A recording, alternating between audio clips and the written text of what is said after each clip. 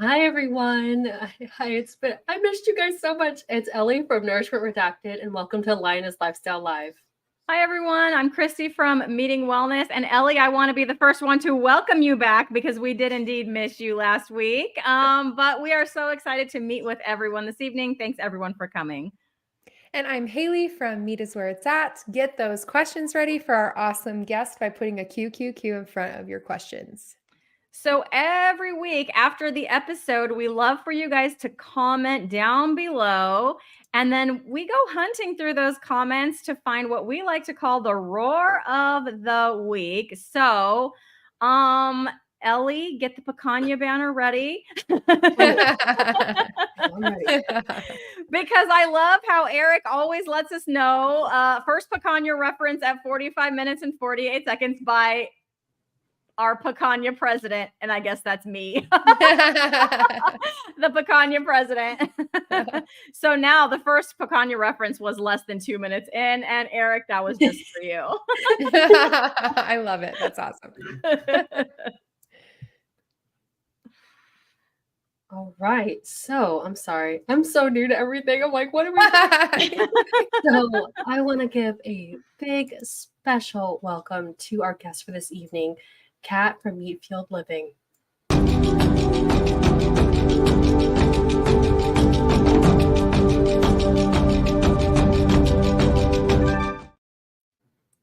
Yay! Hey, Kat, welcome. Kat. So, Kat, we are so excited to see you. Thank you so much for being on our show. And if you could please tell us, our audience, about yourself, your health journey, and how you found the carnivore diet. Absolutely. Well, thank you again, you wonderful, beautiful ladies, for letting me come on here. And I'm really happy to be here. My name is, excuse me, Katerina. Everybody calls me Kat. I am almost 51 years old, and I found the carnivore diet in July of this past year. Sorry, or this last July. I actually was a whole food plant-based vegan.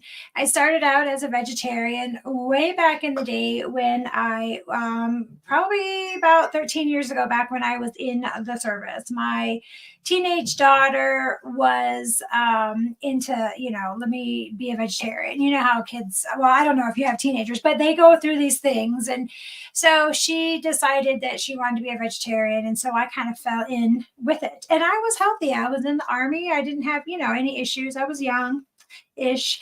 And over the years, it started to progress from a vegetarian diet to a vegan to then a whole food plant-based vegan. But the reason why that happened was because my health started declining. I started having what they like to call the female problems. I had PCOS, and I was having fibromyalgia issues, anemia really bad, and, having just a lot of those type of female issues.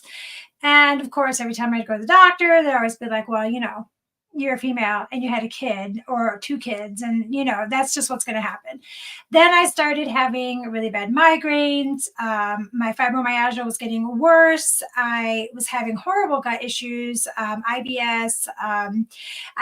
They were looking at me for pancreatitis. I had an enlarged spleen for a while. Just a lot of just weird things that were happening, but there was never any kind of solution to it. I started suffering from depression and anxiety, crippling depression and anxiety. And the longer I spent in the service, I just kind of was thinking that it was the Army. I was, getting older, and the Army takes its toll on you. And so, all of this arthritis and all of this, I had a back injury while I was in the service. And so all of these things that the doctors just kept telling me, you're getting older and this is what happens, and you're a woman, and women just naturally get these type of problems anyways. But then the weight started happening. First, it was a few pounds here, a few pounds there. Then the next thing I know, I swear I would, turn my back and look back around, and I'd gain 10 pounds. And I started reaching out to my healthcare provider saying, hey, something's going on here. And they honestly, this is never a joke. People laugh at this, but one doctor actually told me to put the bag of Cheetos down and to get up off the couch. They did not believe that I was following their recommendations. They were throwing pills at me. My blood pressure was really high, my cholesterol.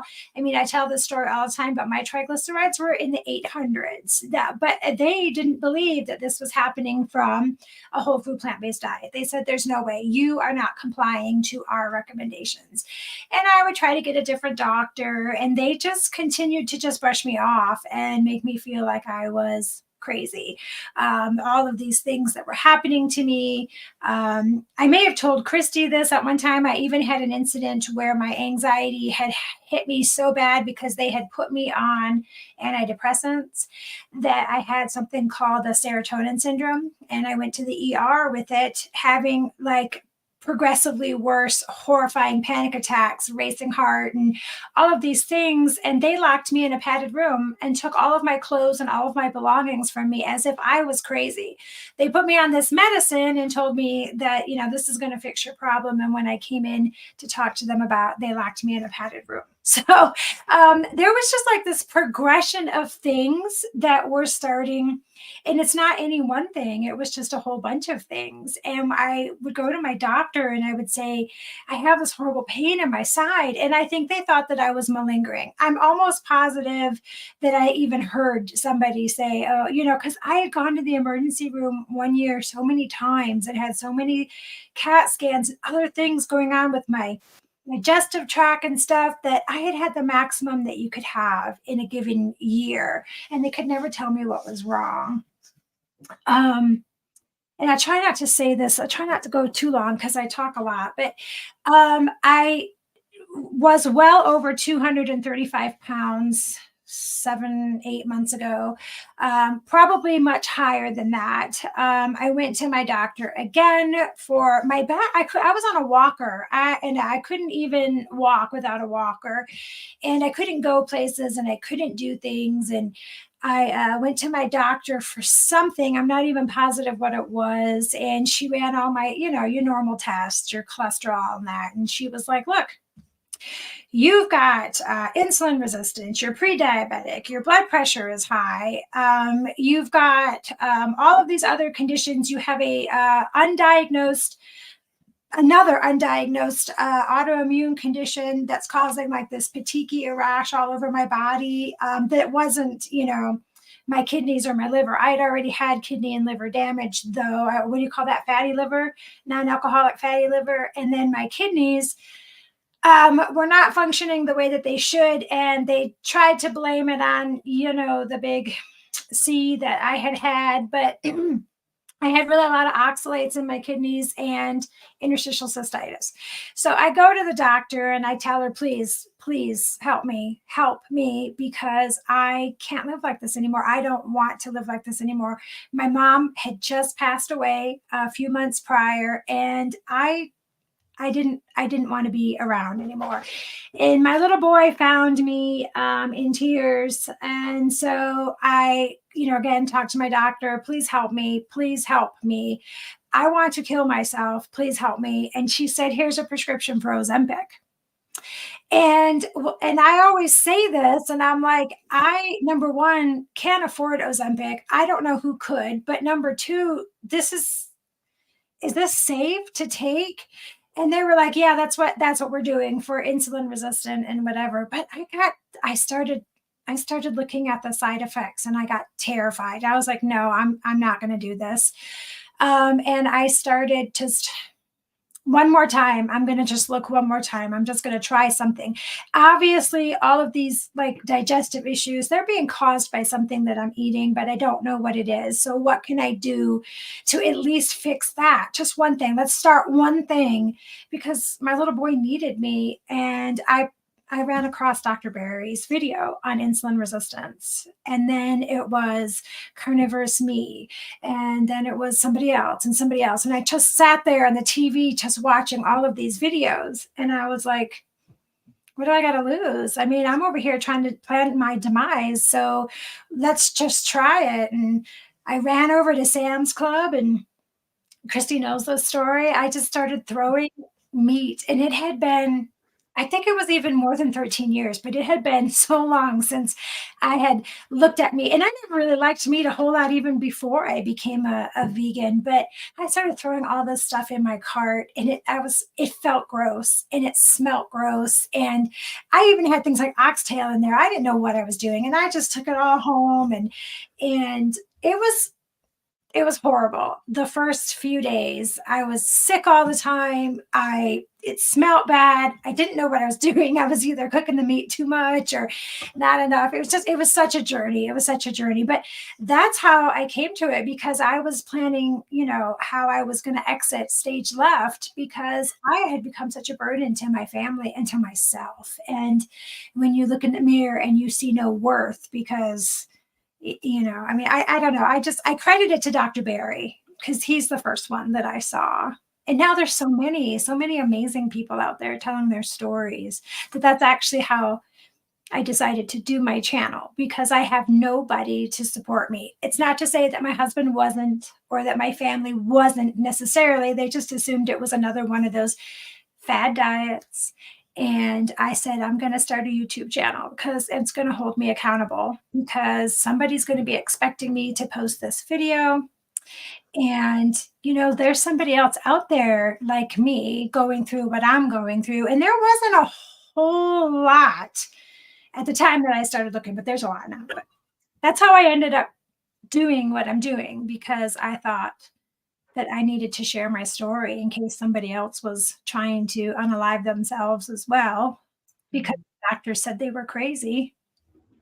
So sorry. No, go ahead. We both sewed at the same No, time. Go you're ahead, good. Hayley. Your story is almost to a T, exactly like my story. And I started in July, and I was whole food plant-based for 9 years. And I like to a T, all the way down to Sam's Club meat, like literally. Oh, wow. I called Garrett and I was like, go to Sam's Club and throw enough meat in the cart for 7 days of eating just meat. And he thought I was crazy too. And now, he's doing it too. But your story is so intense and powerful, and just so many things that so many people can relate to. And when you mentioned your doctor, someone in the comments said like, oh, when those doctors gaslight you. And when they said, put down the Cheeto bags, like you're not following our instructions and stuff, I got that a ton. Like, you're not doing it right, obviously. Right. And so I was wondering if you could share with us a typical day of eating on a whole food plant-based diet for you. So, I would usually start out in the mornings with like a berry smoothie, typically, or some kind of smoothie. I would do that. Sometimes I would do oatmeal. Oatmeal. I used to love oatmeal. I think I still miss oatmeal. But then the thing about being a vegan though is I was eating all the time. So then I would go out in the kitchen, and I always had like cherry tomatoes and celery sticks and carrot sticks and this homemade ranch that I would make that was, vegan. Plentiful Kiki was her ranch. Oh, yes. I watched her too. Everything that she did, and McDougal, and I would do the 50-50 plate, and sometimes I would be like, rice and all of that. And so for me, my biggest thing, I ate a lot of rice and potatoes, which I now know was completely destroying my cholesterol. And I snacked on celery, almond butter, things like that, those type of things that my doctor kept telling me was perfectly healthy. And then in the evenings, it was oftentimes a salad or something like that. But then I started again, Plentiful Kiki had that cookbook out where she would make all these, like this one soup, this bok choy soup was my favorite that she used to make. And so we had a lot of that. And it was just a constant repeat of that kind of stuff. Potatoes, sweet potatoes, rice, cut up veggies, salads, the nut butters and almond milk or oat milk, that kind of stuff. And it would just be a cycle of that. Yeah. And my doctor said that that was healthy. And if I was doing that, then there was no way I was gaining weight. Yeah. Yep, I remember reading the starch solution Mhm. and the cheese trap and like Yep. yeah, all those things and Dr. is it McDougall who It's does the like McDougal. Yep. is he the really pale one that people kind of make fun of a little bit? I'm not trying to make fun. I'm just trying to No, there's a couple that's with the the other one. MC. The other, Notice how she knows who you're talking about. Mhm. it's not Dr. McDougall. It's the other tall one, right? He's really, really tall. He looks kind of like he's very unhealthy. Yes. You don't think that though when you first were watching him, but No, I didn't. I was like, "Oh, look, he's like skinny." And I don't know. Yeah, he's for sure healthy. looking back now, I'm like, I mean, I tried the raw whole food plant-based for a little bit because of Plentiful Kiki. She did Yeah, that. she's on raw because of her thyroid. Yeah. Yeah, and I failed miserably. I thought there was something so wrong with me because I'm like, I can't. I don't know what I'm doing. And it just was like it tasted okay, but I couldn't like keep doing it. And now I know it's because, lack of fat and all that stuff. But anyway, yikes. That's so hard. That's so hard when they tell you, well, keep doing it and you'll eventually be healthy. Yeah, and actually do it. And then, oh, here's a bunch of medicine. Oh, you can't take that because it causes leg cramps for you. Oh, well, you're doing it wrong. Because they tried to put me on some statins and stuff, and I was getting horrible leg cramps. And you're obviously doing it wrong. And I know that there's a malingering tag in my chart in Texas where I came from. I know there is because I kid you not, I would go in there and you could just see them roll their eyes at me when they would walk in. They're like, okay, what are you here for today? That's so sad. Susie would like to know if you guys meant Neil Barnard. Yes. Bernard. Dr. Bernard. Yep. Dr. Bernard. Okay. I don't know It's any all of these vegan. vegan YouTubers. I was not vegan before I went carnivore. So yeah, you guys are speaking it's a foreign language to me, but okay. Oh, it wasn't. Oh, I was thinking of yes, somebody Susie. else. I can't remember the name though right now. He does like these nutritionfacts.org is his page. Well, And maybe that one. I'll have to look that one up. But Dr. Barnard, Dr. McDougall, they're all like the big players in that. Yes. There's another one I know. Okay. But that's we're not here to talk about that. So I can't remember what the other person's name was. But I know. I'm trying to remember that. It goes around in the Facebook carnivore groups. Like people are comparing him to Dr. Chafee, and I cannot remember the name of that doctor, but it's kind of funny. I've seen that meme. But I did think I know, and I did think that he looked healthy. But then if you compare, that's it, Dr. Grigor. That's right. Skeletor. That's the name. Notice Kat and I are the ones laughing at the Skeletor reference. Ellie and Hayley are He-Man. like, He-Man. Okay, okay, Ellie. Hayley, Skeletor. No. too funny. Oh my funny. gosh. Okay, well, Kat, I have a question for you. So the meat smelled gross, tasted gross. You didn't know how to cook it. Like, how did you get over that hump until I'm assuming you enjoy meat now? I love That's an assumption, but well, again, you have to have your why, right? Everybody always says that. And for me, it was really big. It was huge. And so and the reason why I say that is because I would have given up 1,000 times if I did not have that really strong why, that little boy that you can probably hear thumping around up there. Because it was hard. It was hard. I was either undercooking the meat, overcooking the meat, gagging. I was, not to do the TMI, it seems we always get into the poop talks on these channels, but Banner.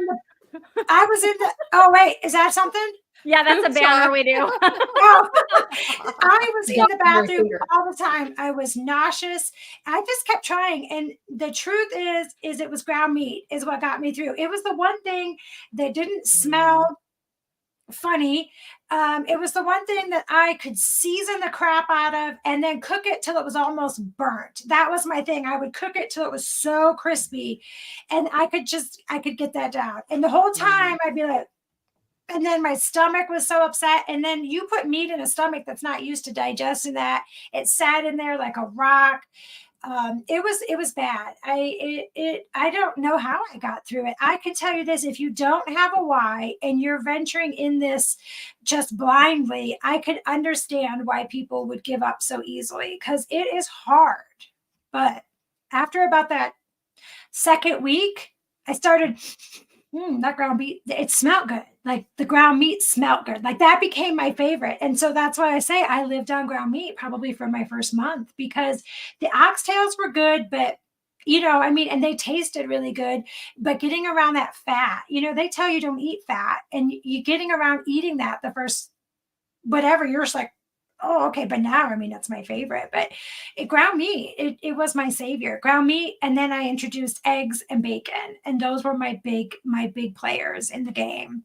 And now it's steaks and roasts, and I'm branching out. I'm not a good cook at all. I'm exactly horrible. Pork chops take me out all the time. They are so dry, and I don't know why I can't cook them, but yeah, it's just I know I went off topic. Ground meat's how I got through. Ground meat is how Ground you got meat. through. Okay. Yes. And I thank you for saying how long, because that was going to be my next, like, how long did that take you? So a couple of weeks of Took about 2 misery. good weeks of misery. Yeah. Mhm. So then once you got over that, how long did it take you to start realizing, well, now I'm feeling better? Like, you had all of those horrible symptoms, that you mentioned. How long, like, what was the first things that you started to notice that were starting to feel better, and how long did that take? So we joke about this, or we were joking about this in my house. One time I was sitting in the living room or whatever, and I just kind of like started to like look around, and I would say I actually noticed it when I was still having the nausea. So I want to say about the first probably 5 or 6 days in, I started kind of like doing this, and my husband was like, what are you looking for? And I'm like, I don't know. Something feels different. And he's like, what? And I'm like, my back doesn't hurt. I mean, my back hurt all the time.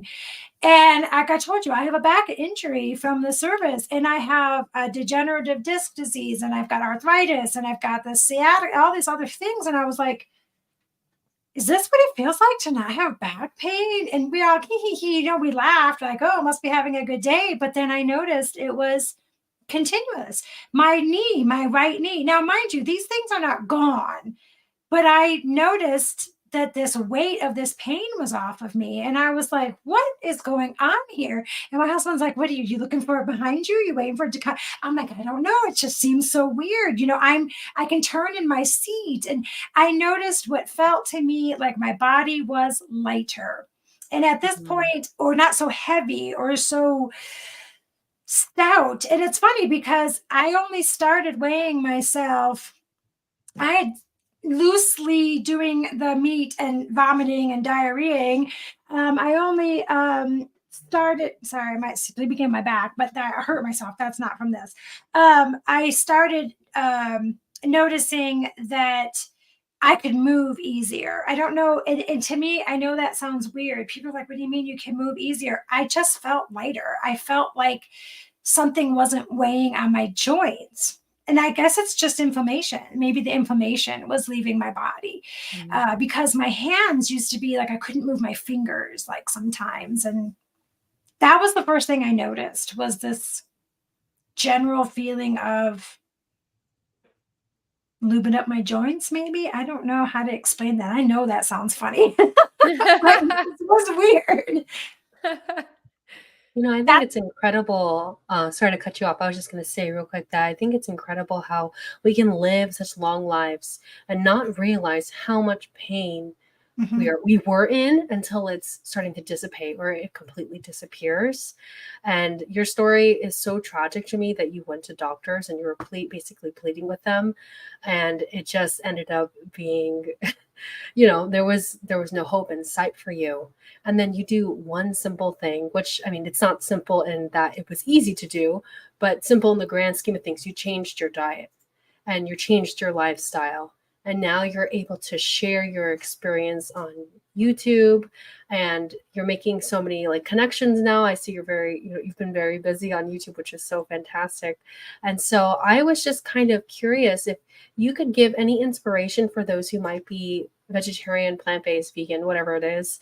And if they are suffering still and they might be scared to try the carnivore diet, do you have any advice for those people?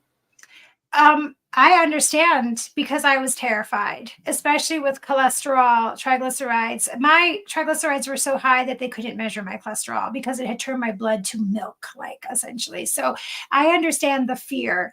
But if you're feeling, because there's some people that are vegetarian and vegan and they're like living, they're great, but that wasn't me.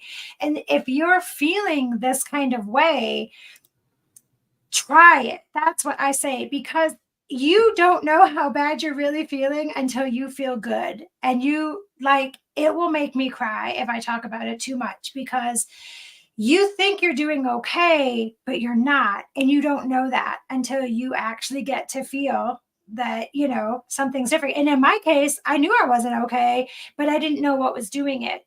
And for me, I needed to do an elimination diet, which that's what the carnivore diet is. Something that you're eating is hurting your body, and eliminate it. And everybody can do it for a couple days. And then at the end of that couple days, do it for a couple more days, and just a couple more days. Get through that first week, get through 2 weeks.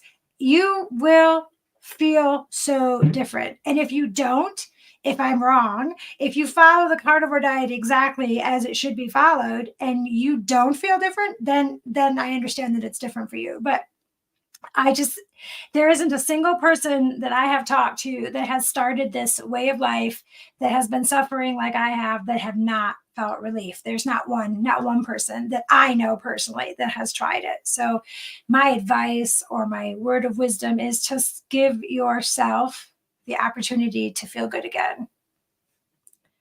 What a great answer. Thank you. Okay, Cristie, we had a question up here. I'm trying to find it. You're right. We did. Let's go back and find it. I definitely started. Oh, you found it? Okay, cool. There it is. Asking about oxalate dumping when you were talking about your inflammation lifting. I'm wondering if that might have been part of it. Could you tell us about those experiences? If you had any strange, symptoms of oxalate dumping? Well, so I'm not like really medically educated on oxalate dumping. I do know, however, that my kidneys had oxalate crystals in them. And I know I had a horrible condition called interstitial cystitis. And if anybody has ever gone through that, my heart is out to you, because it is literally the worst thing in the world.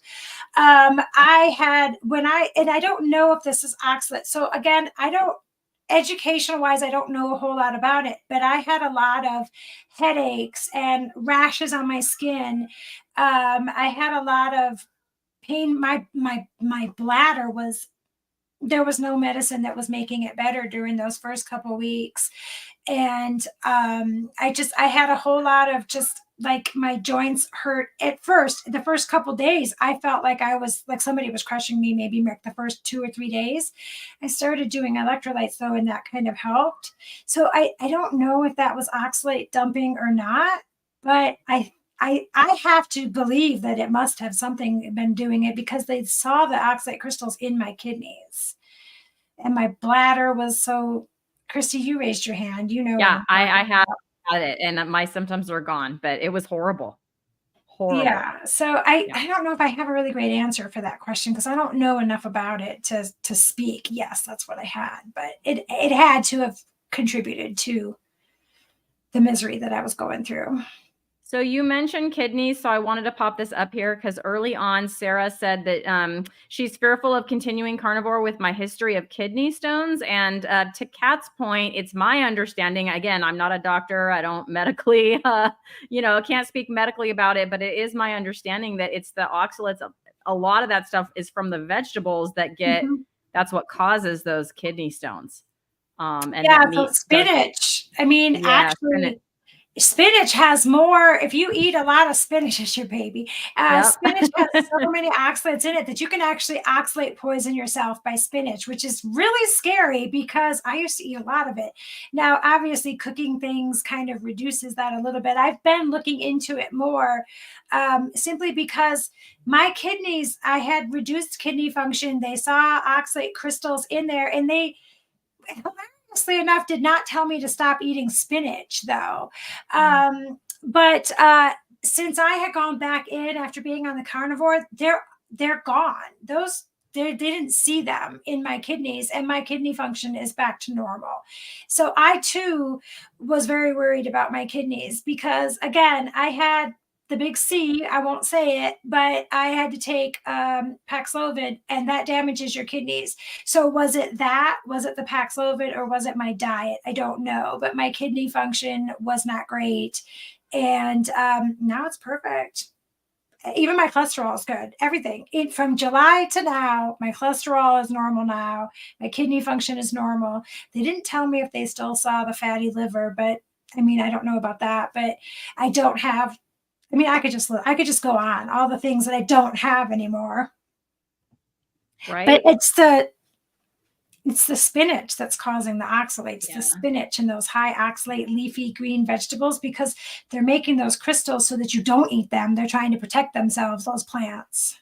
And so I would be willing to bet that Dr. Barry on his channel, if you search, kidney stones, he probably has at least one video, probably more, with his awesome thumbnail. So Sarah, I would refer you to one of Dr. Barry's videos. I'm sure you can find it pretty easily. Okay. I had a question. You wrote to us saying that one of the most impressive things that you noticed was that your anxiety is nearly 100% gone, and you haven't had any panic attacks. As someone who's also had relief from panic attacks and anxiety and depression and mental illness in general from switching over to a carnivore diet, can you tell me about what your experience was like before, when you were experiencing those horrible things, and how you're feeling now comparatively? Like, how's your quality of life? Definitely better. And like I say, nothing is gone completely. I still suffer from anxiety. I have untreated ADHD that goes along with that. But I can't take it because of my heart medicines for it. But so I've always had the ADHD, but as I started, and so the problem is I'm a veteran and I have been through some things. And so PTSD is like our calling card, unfortunately, for my brothers and sisters in arms. But they often say, oh, well, it's just PTSD. You were in the service or whatever. And so I always accepted that.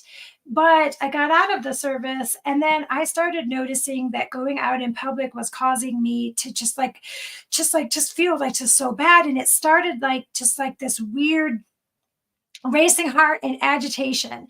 And then over time, it started to get so bad that I couldn't be in rooms with loud noises. I couldn't be, that startles the daylights out of me. I wasn't sleeping really well, which wasn't helping the situation. I started having very physical panic attacks. And people are like, oh, well, what were you doing? Well, this is a TMI. I was on the bathroom going potty. I was taking a number 2 one time, and a panic attack hit me. Oh, yeah, sorry. A panic attack hit me, and it was, my arms went completely like pins and needles, like tingly. My legs, I felt like I couldn't feel them. My chest hurt so bad. I later found out that it was like my heart was racing. I was getting this like black tunnel vision in my eyes. And I passed out on the toilet, on the floor, in my bathroom from a panic attack. My children ended up having, and then when I came through and crawled myself out with my pants around my ankles to the living room, I was throwing up. My children called 911. They came in, hooked up all this stuff to me, and they're the ones that told me. They were the first people. The EMT said, you're having a panic attack. And I'm like, that's a panic attack? Why? I was going to the bathroom. And they were like, did you have a stressful day? No, I didn't. I didn't have a stressful day. And then I would start to not be able, like if there was a lot of kids coming, because between me and my husband, we have a house full of children, too much of that. And I was having a panic attack and losing my cool. You guys, I was yelling at my babies. I was yelling at my husband. It was horrible. I became a recluse before the thing happened where everybody worked from home, I never left my house. I got a reasonable accommodation so that I could work from home. I had to go to the grocery store at 6 o'clock in the morning when it opened, because if there was a bunch of people in there, and I feel sorry for all of my family. If they're watching, I just want to tell them all how sorry I am for ripping them new ones every day, freaking out on them, because that is gone. That is gone. I still have anxiety attacks. To the point where, like, not really anxiety attacks, but more like if there's too many people or too much noise, I'm still like, this isn't my favorite. But I'm not freaking out and passing out and going to emergency rooms and having 911 called on me. I went to the school and registered the boys for school, and there was tons of people there. Did it make me happy? No, but I did it. I did it, and I made it through. And I can go to Walmart, and I can go to Sam's Club. And, I even went to a Christmas thing with my grandbaby, like a park that had like rides and stuff in it. And I made it. I made it through there. I mean, did I come home a little? Yeah, but I did. I made it. And I couldn't do that. I couldn't do it at all. Wow. I was a horrible person to be around. My experience with that is very similar. Like, and I just applaud you for being willing to like be in those situations, because even making that decision, like still, even now, I'll be like, oh gosh, we need things from the grocery store. And I'll immediately ask Garrett, can you stop by on your way home from work? Because I don't want to go be around people. And I still struggle with that. I'm like trying not to be one of those people. It's a specific disorder that people have, a mental disorder where it has a name, and it's where you like don't want to be outside of your home, outside of your safe place. And like before Carnivore, this was all before Carnivore, I had similar things where I would like pass out on the toilet.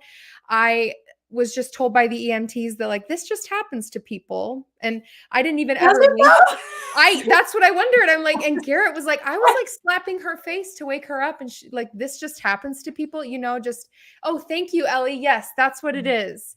And before Carnivore, Garrett would say like, Hayley, you're gonna get this, and I'm like, he's like, you just got to push yourself out of your comfort zone, and I still struggle with that, and so I applaud you for doing your best to like put yourself in that position, because that is hard. That's tough, and I totally get it.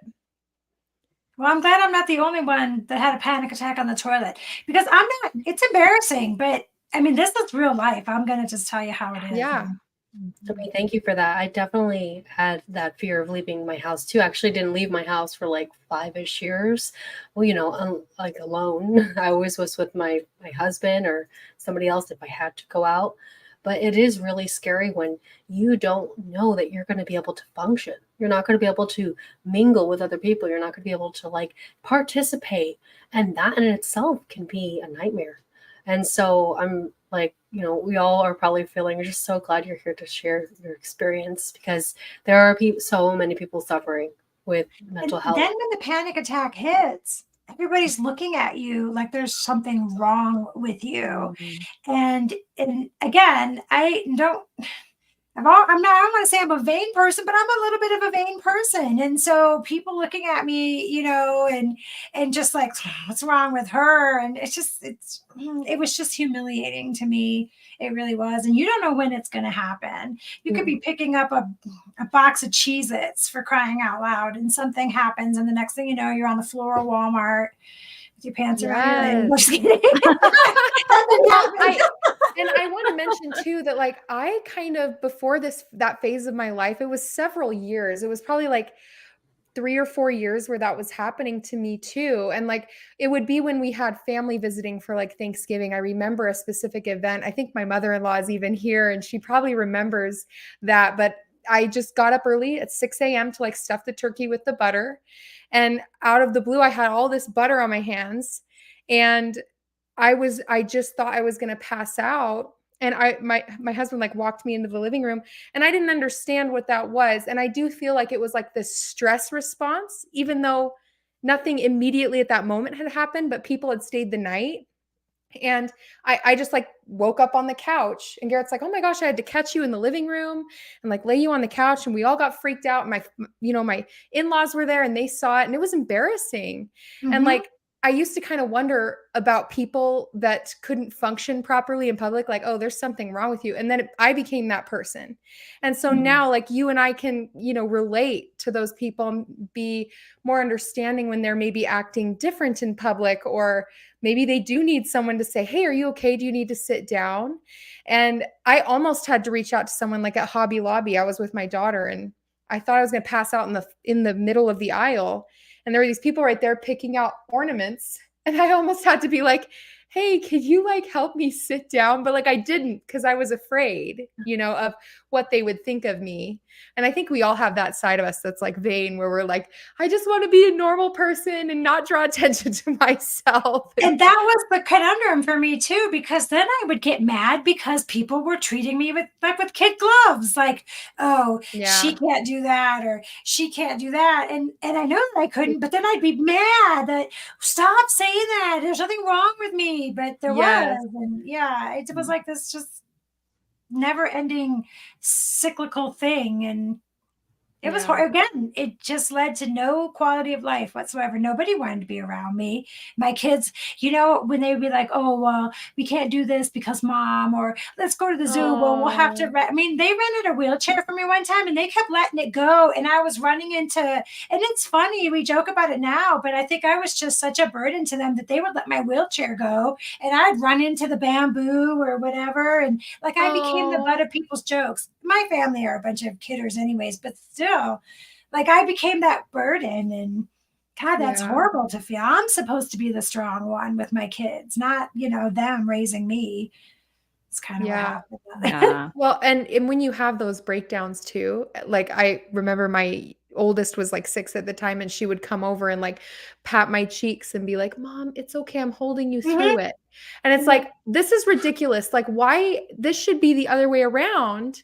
But for some reason, I don't know what's wrong with me, but now I know it was a nutrient deficiency or something along those lines. And so, my little boy's the one that found me and brought out a blankie. My mother, who had just passed away, had made him a blanket. And he brought, that was his comfort thing. He has epilepsy, so his blankie is his comfort. And he brought that out and covered me with his blankie and was patting me. And I'm like, my baby should not be out here trying to tell his mother that it is okay. And if only he knew that I was planning, for him to wake up the next day and not have me there. And so, that's your children. That's what I say. He should have never been in a position where he had to comfort his mother. That's what I'm for. And that was my wake up call. See, I'll start crying even. That was my wake up call, because that little boy was trying to give me his blankie, his sweet blankie. An angel. So sweet. Yeah. Well, we had a couple of more questions. So this one is from David asking how your back is and hope you're well. I know Kat was supposed to be on last week and she had a little incident, but she's back. She's here. But David would like to know how your back is doing. Well, Dave, the snow took me out. Like I said, I had a back injury anyway, so I really need to be careful. Just because I feel better doesn't mean that my back is 1,000% better. But we got a lot of snow. And I was very excited because I'm like, yay, snow. And I went out there and somebody tell that is hard work, you guys. I was out there and then we had this little snow blower and it's like this little plug-in one. And I thought, that was just as bad. I tripped over. I hurt myself really bad. I was out of work. I was so messed up on pain pills. I'm sorry I missed the show. I feel horrible about it, but I honestly didn't even know you ladies existed last week. Yeah. No, it's okay. No worries. We figured it was something.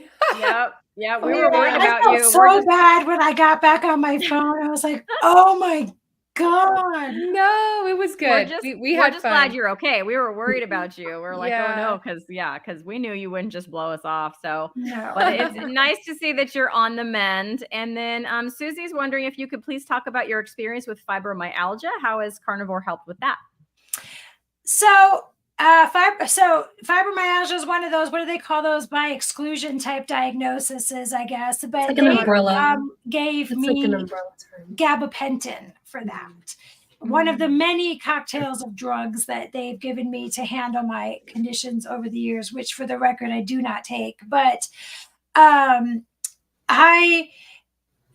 that's another one of those things where my practitioner thought that I was making things up. Honestly, you go in there and you tell them your whole body hurts, and they're like, well, there's no test that we can run or whatever. So I just dealt with it for many, many years. Some days not being able to get, I told you I was on a walker. I couldn't get out of, get off the couch some days. And it is, again, a crushing pain. I don't know how to describe it other than I told you it felt like something was weighing on my body, but at the same time, I would have shooting pains or achiness or whatever. And then I think I told you, it was very early on in the carnivore diet that I started realizing, wait a second,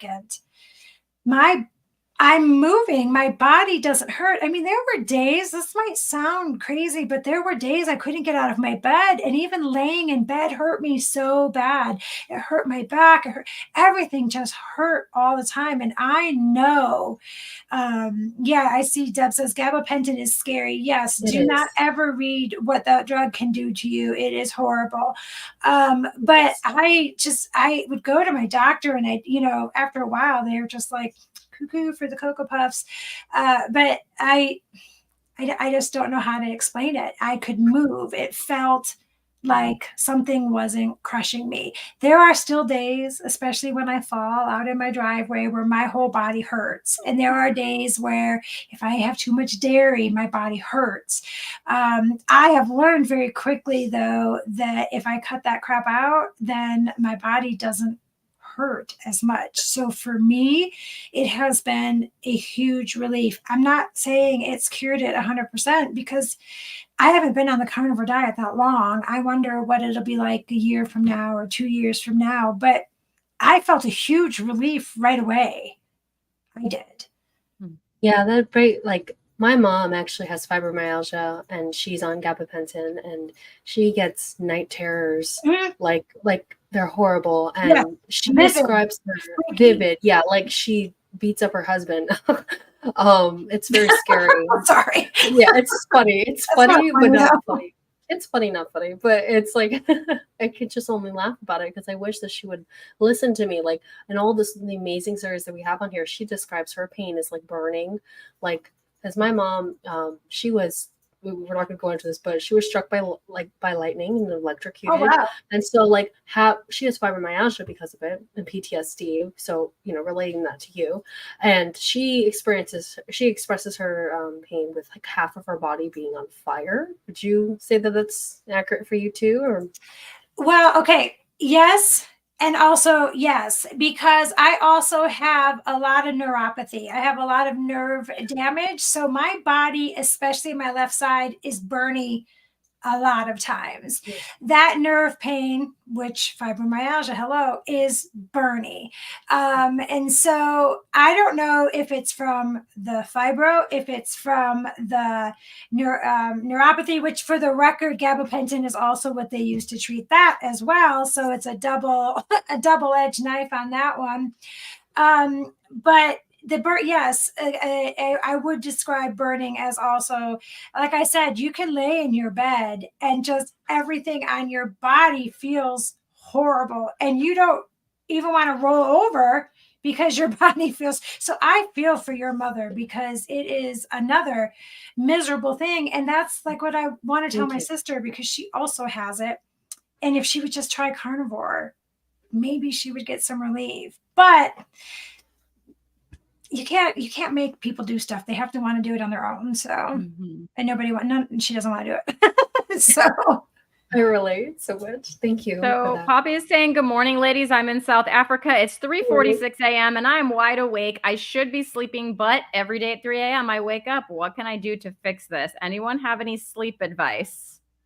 Magnesium. Okay. Magnesium. You can get magnesium lotion too that's infused with it, or you can get Epsom salts and make an Epsom salt bath. That tends to help your body relax. I do that all the time, especially when I'm stressed out. I've probably taken a Epsom salt bath every day for the past 5 days. Garrett like rolls his eyes, but it does help. It helps you go to sleep. It helps you relax. So those would be my pieces of advice. But recently, the channel is Nia's Way. I can type it in the chat. She recently she's been going through this herself and got a lot of comments from her subscribers, and they talk actively about sleeping and having trouble possibly with carnivore and some things that you can do. I'll find a link and I'm going to put it in the chat for you. One moment. Perfect. Well, has anybody noticed that they need less sleep and wake up more refreshed? Now, I get up at around 3 something every single day, but there was a big time change for me. We lost an hour, or the time change, and then the time change for coming out here to Colorado. So I already was kind of on a messed up schedule, but I think all of my years in the service, I always would get up around 4 or 5, but I'm waking up around 3:45, 4 o'clock almost every day, and I feel rested. I don't feel like I have to drag myself. Well, the last few days I've had to drag myself, but that's muscle relaxers in my system. But I feel like I could just get up, and I need less sleep, and I feel more rested since being on carnivore. I don't know if anybody else has that, but I don't force it. If I wake up and I'm awake, I get up and start my day. yes, I feel the same way. I think, and I was strict carnivore at the beginning, like very strict, and no dairy or anything like that added in either. It was just like eggs, bacon, red meat, maybe some chicken in there. And I had the insomnia at the beginning, which a lot of people will have when they're transitioning. But then Garrett and I would both wake up at like 5 a.m. and I'm like, what am I going to do right now? Like, I don't have anything to do right now. And so I would end up like scrolling my phone or something, but that you could obviously be more productive with that. But when I added in more keto foods like salsa and avocado or whatever that I would put on eggs and stuff, I've noticed recently, you guys, that I am struggling to get up.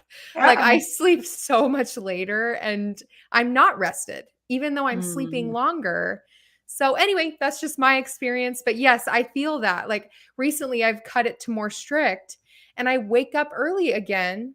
And I like, if we think about that ancestrally, that makes sense, right? We would want more daytime to get more things done. Right. And so anyway, I totally resonate with that. David says, for me, removing the TV and treating the bedroom as a place to sleep rather than another living room helped with better sleep. Yeah, I don't have a TV in my bedroom, so. Yeah. But that makes sense. You know, they say electronics, that causes the problem. But like I said, for me, I just notice I don't go to bed and scroll or whatever because I suffered from insomnia for a long time. Night sweats, things like that. Even before I became perimenopausal, I would have all of those type of things, which was probably too much of whatever I was eating maybe. But I just noticed that I do go to bed a little earlier than the average person, though. So I think I'm usually in bed around 9 because, you know, I'm old and I get up super early. But I will read. I'm a reader. You don't look old. I was shocked by your age, honestly. I was like scrolling through our little thing here. I'm like, what? Yeah. But, so I'm a big reader. Like I'm a book person. So I always read before I go to bed. And maybe that's, I don't know, but I go fall asleep. I stay asleep now. I was suffering from, like I said, night sweats. I get restless leg, or like I said, just lay. This is just crazy. I had spent thousands of dollars on mattresses because laying on my bed hurt so bad, my back and stuff. And now I'm just like, boom, I'm out. It's like, it's the greatest thing. I don't know if it's the mattress because I did get a new mattress when I moved out here, but I sleep really, really good, really soundly. I'm not having those night sweats, and then I'm up by 4 most days. It's crazy. Your old symptoms, they sound just like my mom, and I'm just like, my heart's ready to go over here. So I have a personal connection to you now. Like I have so much sympathy for what you're going through. It's not fun. Okay, maybe I could equate it to butter too, because ever since I was having perimenopausal symptoms, I saw somebody one of you amazing people somewhere said something about eating butter for menopause symptoms, and now was it you? It was probably you. And I started eating butter, and maybe that's what's doing it. I don't know, but Light butter. Butter. Yes. Light butter. As soon as I started eating butter, like sticks of butter, I don't have, I don't know, mattress, carnivore butter, something has made it better. I think it's the butter though, because that's what I started eating a lot of. Yeah, Dr. Bright talks about butter and how it helps. That's like the fat, and is what really, if you have like hormonal issues, thyroid or any of that stuff, like it's the fat that you need. And she recommends, I mean, it could be any fat, but she does talk about butter. Starting out carnivore, besides the meat, if you weren't eating meat before, is eating the right amount or enough fat. Because I struggled with that in the beginning. I mean, you eat a butter, you're going to just eat it. Okay. That was the hardest thing though. Yeah. Yeah. I crave it now. I'm just like, I need that white butter right I had some cinnamon earlier. I want to throw up this question here really quick because I was really curious what your general reactions to eating carnivore among your family and friends were after switching away from whole food plant-based. Oh, they all think I'm crazy. But I mean, they thought I was crazy anyway. So the funny thing about it is this is just a fad diet. But I tried to sell it on this is an elimination diet. Something's making me sick and I'm eliminating it from my diet. I didn't start out with the intent that I would stay carnivore long term. But the couple times that I fell off of it, like Christmas is a story for another time, I felt so horrible afterwards that I don't know that I will ever go back to eating regular. But it's my family in general thinks that it's weird. Everybody believes, don't eat that fat on that steak, number one. Don't eat that stick of butter. And I get a lot of, where's your vegetables? You need to have a balanced plate. You need vegetables, you need fruits, your body needs that. And I've tried to tell them no, because again, we're going to have, you guys can raise your finger. If you're eating a bunch of food and you're turning around and pooping it out, then your body did not need it. And that's what I tell them. I'm like, well, and then they're like, oh, you're constipated. No, I'm not. But anyways, they think I'm crazy. They just think it's another fad that I'm trying because, Yeah. Yeah. Despite the fact that I lost a bunch of weight, I lost 47 pounds of weight that I wasn't trying to lose. I needed to. I was very overweight. I'm still overweight, but I didn't do it to lose weight. I would have stayed that size forever if I could have just felt better.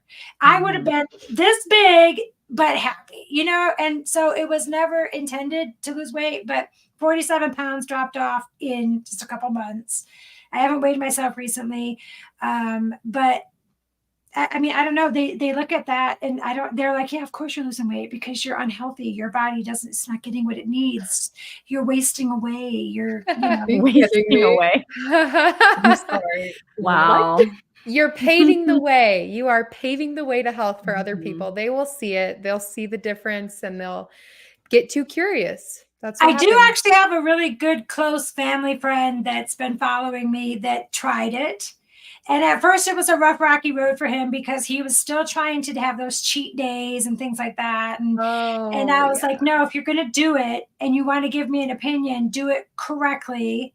Try it. And he's been dropping weight like crazy. He hasn't been having any acid reflux. I mean, every day he's like 61 days acid free or whatever. And I'm just like, it just makes me so happy because, cool. I mean, he's just a little younger than me and has been, John, I love you. This is not an insult, larger for a long time and having a lot of, health complications and stuff. And just to have him text me and say, acid free, I haven't been carrying around this, or I'm down this, or I'm down this much, or I weighed in and here, that is makes me feel so good. And if just one person tries it and does it, then I feel good. I feel happy. Yes. Oh, I love that. Well, ladies, I think it's time to spin our wheel. What do you think? Ooh, let's. Yeah. Okay, I have it ready here. I missed the spinning wheel. I missed it. So excited. All right, here is Oh, our it meaty really is. wheel. How cute. It's a It's wheel, very yes. real. Yes, Oh, I it's even have cute. this lifestyle here on there. So yeah, we're going to go ahead and spin this for you and hunt you down a meaty question. So cute. All right, the meaty question we have hunted down for you is, have you noticed any changes in your physical performance or athletic abilities since starting this diet? Okay. No. Yeah, no. So I don't work out. I never thought that I would be able to. So maybe you should spin it again. No, actually, the thought I had recently started going to the gym with my daughter before I fell and hurt myself, and lifting some heavy things, and that would not have happened. So I'm not an endurance athlete. I don't work out as a rule, but the fact that I thought that I could or that I might be able to, in my mind, is a change mentally and physically, that I feel that my body, I could, I might, I will, maybe. Right. Yeah. Yeah, Well, that's and That's not amazing. the best question for me because couch potato, but Well, you mentioned though that like your physical performance in general, like on a daily basis, you can move better, you don't experience as much pain in certain areas. And so that's definitely physical performance that has gotten better. I mean, most, especially at, your age, that a lot of people were experiencing similar things, or hopefully they're watching this and are experiencing similar things. It can be like, oh, if the only positive thing I get out of the carnivore diet is that my back stops hurting, then they'd probably do it, because that's debilitating, isn't it? When your yeah. back supports your entire body, the top and the bottom, So yeah, And I just think the fact that I'm thinking about going camping or walking, yes. that's a big thing. That's big for me. Yeah. Okay, you guys, is it time to shout out the channel? Yes, I Yeah. think so. Ellie, are you ready? I would love to. I love Here Kat's we channel. go. So obviously today we've been awed by Kat's amazing journey from being plant-based to now carnivore. I think we've all learned some wonderful things. So please go check out Kat's channel at Meatfield Living. And she has lots of recipe videos and like unboxing videos. And she also goes live a lot. And she talks about her carnivore journey. So everyone, please go subscribe to Meatfield Living. Thank you. You're welcome. Okay. Should we roar? Are you ready, We need Kat? to roar. Yeah, I'm ready to roar. Yay. Okay, guys, you know what to do. Bruce just said he subbed to Kat. Thank you so Thank much. you. Everybody Awesome. sub to Kat. Any support is always so welcome to build this community that we have, especially these ladies around here. So get those roars ready. Roar, meow, hiss. Do cats hiss? I don't know. Cats my do cat hiss. Okay, get those ready. Put them in the comments so I can throw them up on the screen here.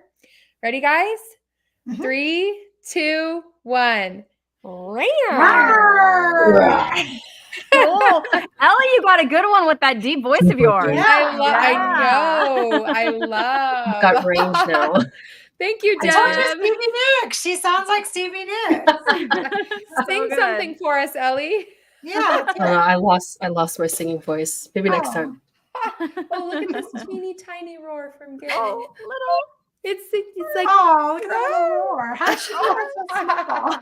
oh, picanha. Yes, Yeah. roar, Picanha roar. queen. I'm not prepared. I'm not Right. prepared. I'm so devastated I can't find it here. Yeah. I could get Wow, it at Walmart, but now I can't get it here. Yeah, that makes me sad for you. The worst. A roar from Susie. Thanks, you guys. We always appreciate those and the participation. And thanks for joining us with Kat. We've loved Thank you, talking to everyone. her, and what an amazing story. Yep. All right, everybody. I guess that's it. We'll say goodnight and we'll see you next Tuesday with another guest. Bye. Love you. Bye.